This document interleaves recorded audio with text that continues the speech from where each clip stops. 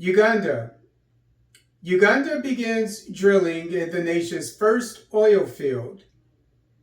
On Tuesday, January 24th, 2023, Uganda began drilling for oil in the Chinese-run Kingfisher oil field in the Kikube district near Lake Albert. Commercial oil deposits in Uganda were first discovered 17 years ago, but the lack of a pipeline stalled operations. The China National Offshore Oil Corporation, CNOOC, operates the field, which has an estimated 1.4 billion barrels of recoverable oil reserves. Projected to begin production in 2025, Kingfisher oil field will produce Uganda's first oil in its history.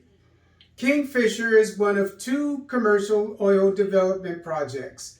The other is the Tilenga project, which will be run by Total Energies of France and begin construction in March. The Tilenga project is in the Bulisa and Woya districts in the Lake Albert region. The Tilenga project will develop 9 fields and is projected to produce 190,000 barrels of oil per day during peak operation.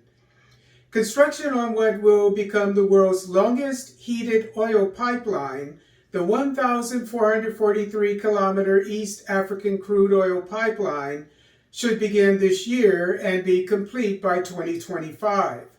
According to Africa News, Uganda issued the license for the construction of the $3.5 billion pipeline last week.